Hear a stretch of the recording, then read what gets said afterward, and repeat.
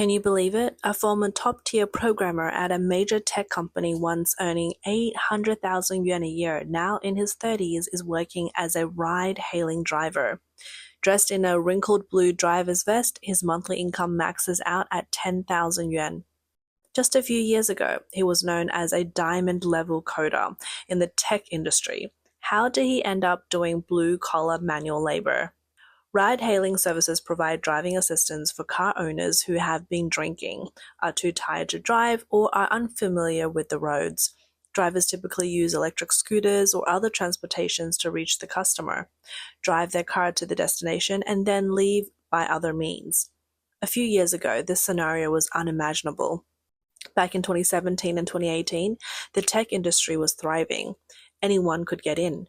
Graduates from third-tier universities could land jobs with a starting salary of 10,000 yuan after learning to code for just a few days. Training courses were packed, and it felt like writing a few lines of code guaranteed a bright future, maybe even wealth without much effort. But things changed. Starting in 2022, tech companies began large-scale layoffs. By the end of 2024, 700,000 tech workers had been laid off in a single year. To put that in perspective, China has about 7 million programmers. 10% faced optimization. Among those laid off, many were in their 20s. The so-called 35-year-old crisis arrived 10 years early. These young coders, the backbone of overtime and late nights, lost their income before they could even save enough for a down payment on a house. 绝大部分的人啊都没有意识到。I'm 28 years old. I got my bachelor's and master's degrees from a prestigious university. After graduating, I joined a major internet company and worked as a programmer for 2 years. But now I've been laid off. Honestly, I was in complete shock when it happened. In the past, tech companies eagerly recruited talent, offering high salaries, generous benefits, and career growth. But in reality, it was all part of a strategy for rapid expansion. Now that the bubble has burst and the money has gone, companies are cutting costs, starting with labor. Fresh graduates flood in every year, full of energy and willing to work 996 schedules, working 9 a.m. to 9 p.m. 6 days a week for lower wages. AI tools also handle a significant portion of the work. Why keep expensive senior staff? The reality of many experienced programmers is grim. Years spent coding and working overtime left little time for building networks or developing diverse skill sets. After being laid off, their options are limited. Transitioning to sales or even street vendoring is daunting for many, as they struggle to reconcile their past ambitions with the need to start over. For some, the prospect of knocking on doors or adapting to a completely different role is a harsh and humbling reality. 刚刚跟一个客户吃饭。 If you're in your mid-20s, like 25 or 28, you can still hustle and throw yourself into sales without worrying too much about saving face. But at 35, can you really do that? He said to me, I can. I asked, are you sure? He insisted, I can, brother. Just give me a chance. He's a bit younger than me and kept calling me big bro, but honestly, it was kind of sad. I could see how hard it was for him and how helpless he felt. This boss is worried about his high school senior. His kid wants to study law, but he is not sure if that's the right choice. Every industry is now wondering if AI will replace them in the future. My kid is in his senior year of high school. Should he really choose a highly technical and specialized field? Honestly, it's something worth thinking about. Ironically, Chinese state media continues to promote the scale of the country's tech industry, claiming abundant opportunities, but the numbers tell a different story. According to international statistics, the global software market in 2023 was valued at approximately $659 billion US. The US accounted for $338 billion, while China only contributed $35 billion, about 1/10 of the US market. Yet, China has 7 million programmers, 3 million more than the US. In the US, 955 work schedules are common, with some overtime, but nothing like the intense 996 or even 007 schedules in China, where working overnight is routine. 996 is working 9 a.m. to 9 p.m. 6 days a week, and 007 is 12 to 12, 7 days a week. Despite this, Chinese programmers productively lags far behind their American counterparts. In the US, software companies focus on niche areas for a decade or two, refining their craft. A single hit product can carve out success. Confluent built an empire with 7 to 8 billion USD on Kafka. Elastic thrives on Elasticsearch alone, with a valuation of tens of billions. In contrast, Chinese startups aim to cover every platform and function from the outset, afraid of missing any opportunity. This scattered approach leads to low efficiency and wasted resources. On a personal level, the career gap between the US and China is even starker. Many US programmers continue coding well into their 50s and 60s, leveraging decades of experience and deep technical skills. As long as they remain mentally sharp, they contribute to their companies. Some senior engineers even maintain hands-on coding abilities after moving into management, increasing their value over time. In China, however, most programmers with over 10 years of experience spend their days fixing bugs and adjusting interfaces. They rarely master core technologies or climb the management ladder. Why?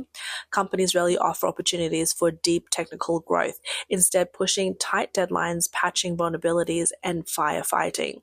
Tasks anyone can handle. As they age, their stamina declines while their salaries remain high, making them prime targets for layoffs. Now, many middle-aged programmers lacking connections or new skills turn to ride-hailing, food delivery, or street vending. It's a tough reality.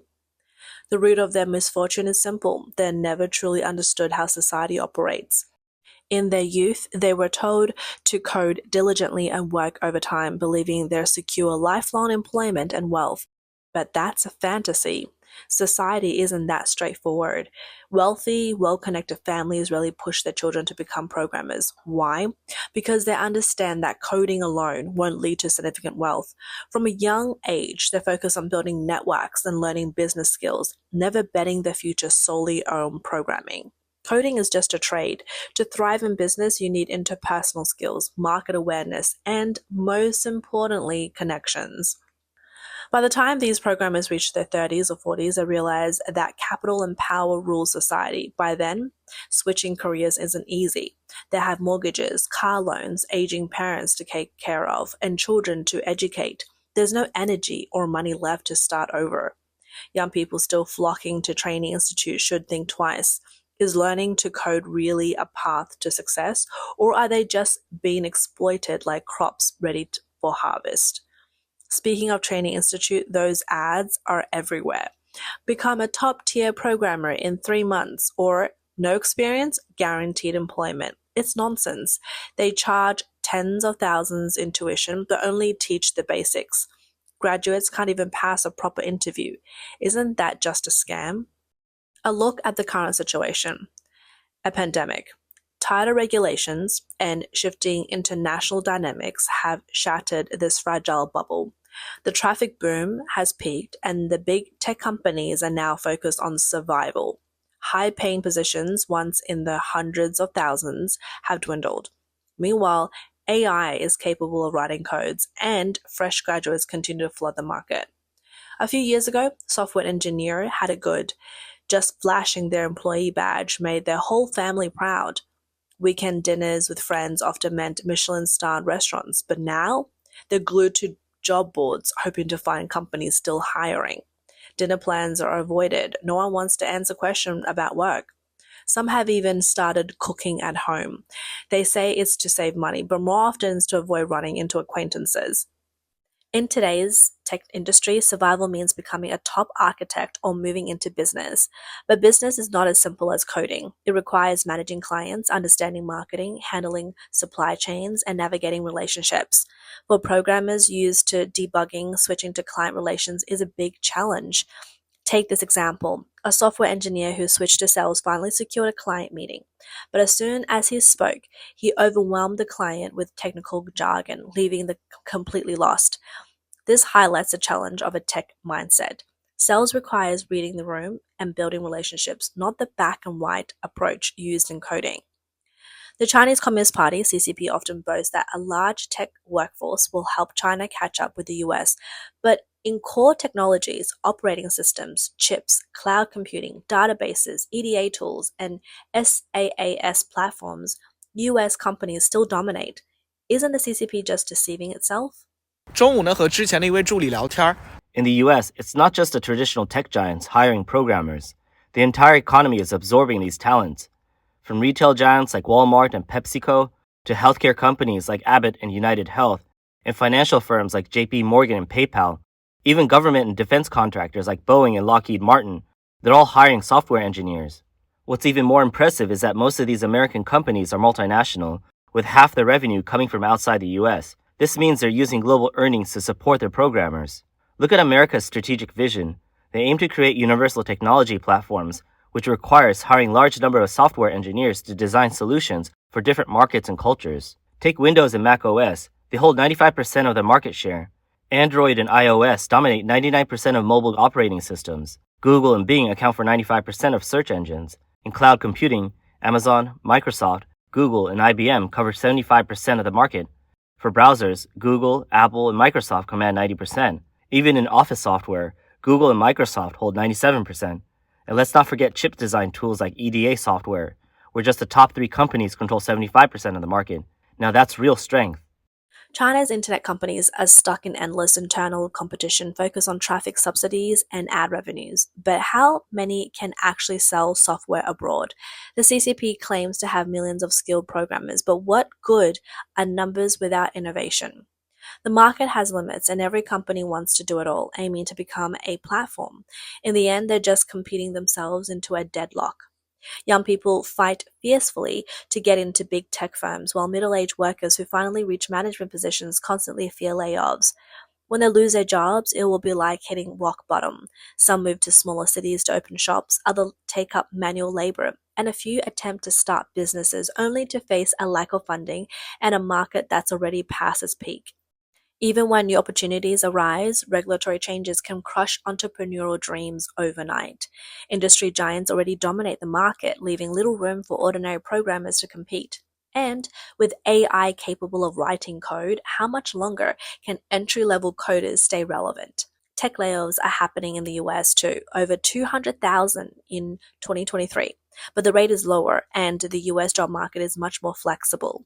Programmers can transition to finance, retail, or healthcare industries that all need tech talent. In China, however, experienced Java coders find it nearly impossible to secure jobs at traditional companies.